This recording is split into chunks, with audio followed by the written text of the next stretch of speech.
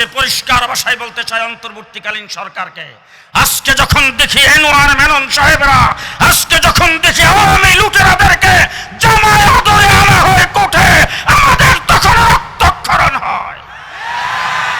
পরিষ্কার ভাষায় বলতে চাই, আজকে থেকে তাদের হাতে পায়ে ডান্ডা বেরি লাগাইতে হবে। জিজ্ঞেস করতে চাই, কাউয়া কাদের 3 মাস কেমনে বাংলাদেশে রইল? কোথায় ছিলেন? আজকে স্বরাষ্ট্র উপদেষ্টার সামনে বলে আসছি, আওয়ামী লীগ চলে গেছে, প্রযুক্তি যাই নাই। আমি নরসিংদী রাত্রে 2:30টার সময় এক সিএনজি পাম্পে দাঁড়াইছি, এক দোকানের সামনে দাঁড়ায় এক কপি পান করতেছি। আমাকে ঊর্ধ্বতন কর্তৃপক্ষ ফোন করে বলেন, এত রাত্রে সিএনজি পাম্পে কি করেন?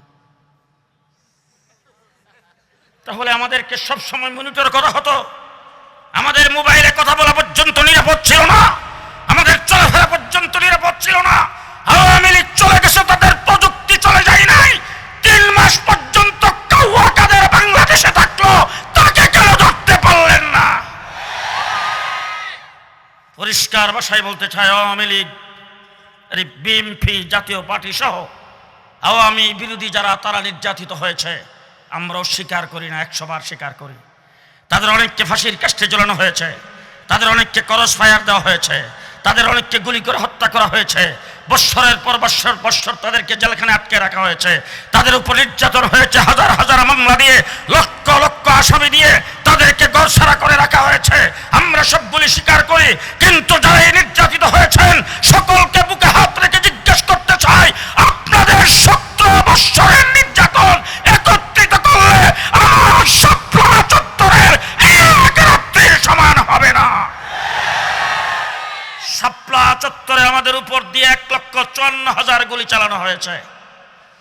এক রাত্রে ইলেকট্রিসিটি বন্ধ করে, অন্ধকার করে, গোটা শাপলা চত্বরে পাখির মতো গুলি করে হাজার হাজার মানুষকে সেখানে হত্যা করেছেন।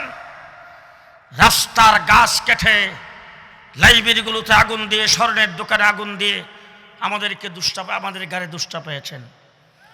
ঠিক ওই সাদিয়ানি গ্রুপ কালকে এখানে আক্রমণ করার পরে লাইভে দেখাইছে নিজেরা গন্ডগোল করে দুষ আমাদের উপর চাপাইতে আসছে। তাদের মধ্যে আর হাসিনার বাহিনীর মধ্যে কোনো পার্থক্য নাই। সুতরাং হাসিনাকে যেইভাবে সেইভাবে যাইতে হবে। বাংলার মাটিতে কোথাও তাদের কার্যক্রম চলবে না। রাজি না সবাই? রাজি না সবাই? কে কে রাজি আছেন দিকে হাত তুলে দেখান। বাংলাদেশে তাদের কার্যক্রম চলবে না, সাদিয়ানীদের কার্যক্রম বাংলাদেশে চলবে না। 2 নম্বর কথা বলতে চাই, তারা তারা 2 সপ্তাহ কাকরাইল মসজিদে থাকেন। গত রাত্রে যে কাণ্ড ঘটাইছেন, এরপরে কাকরাইল মসজিদে ঢুকার প্রশ্নই আসে না। 3 নম্বর কথা বলতে চাই, তারা আবার ইজতেমা করবে। গত 7 বছর করে আসছে কিভাবে জানেন? আমরা ইজতেমা করি তো লক্ষ লক্ষ মানুষ হয়, মানুষ হইলে মাঠটা খুব কাঁচরা হয়ে যায় না? এতগুলি মানুষ পাক করে, খানা পিনা খায়, ময়লা আবর্জনা আসে। ওই ময়লা আবর্জনা পরিষ্কার করার জন্য 3 দিন তোমরা আইতা। এটাও এখন থেকে আর হবে না।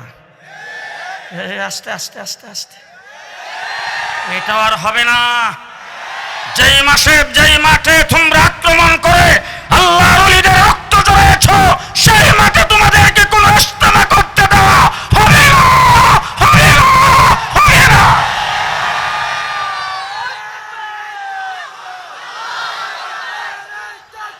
এর মূল মন্ত্র হলো ইসলাম।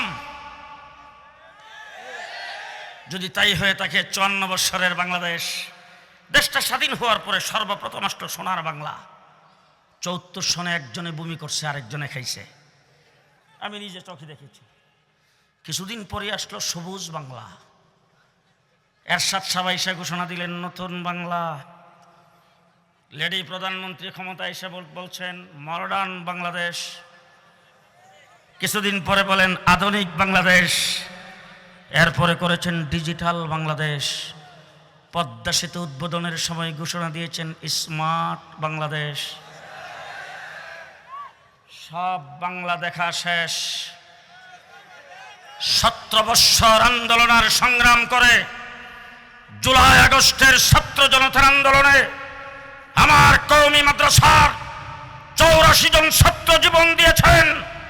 কোটার বিরুদ্ধে যখন তারা আন্দোলন করে, বৈষম্যের বিরুদ্ধে আন্দোলন করে, আমার মাদ্রাসার ছাত্রদের জন্য কোটার কোনো প্রয়োজন নাই। তারপরে স্কুল কলেজের ছাত্ররা আমাদের ভাই, তাদের উপর যখন গুলি চালিয়েছে আমরা ঘরে বসে থাকি নাই, তাদের সাথে মাঠে নেমেছি।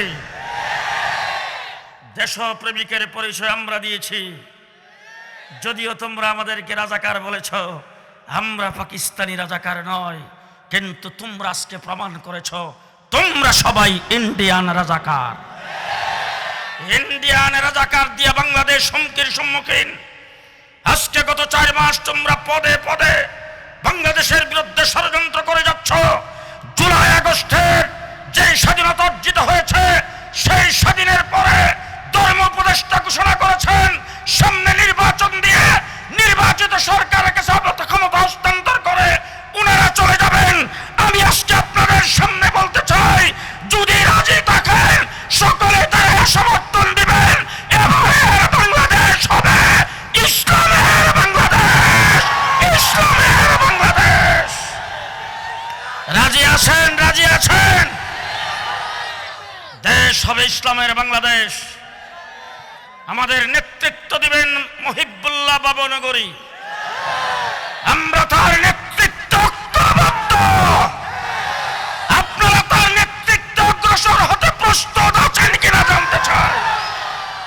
আল্লামা বাবনগরী সাহেবকে আল্লাহ পাক দীর্ঘনেক হায়াত দান করুক। আমরা তার নেতৃত্বের সামনের দিকে অগ্রসর হব। বাংলাদেশে ইসলামের বাহিরে কেউ কোনো কিছু করার কল্পনাও যেন করতে না পারে, সেই ব্যাপারে আমরা সজাগ থাকব। সাদিয়ানীদের ব্যাপারে সবাই সতর্ক থাকবেন।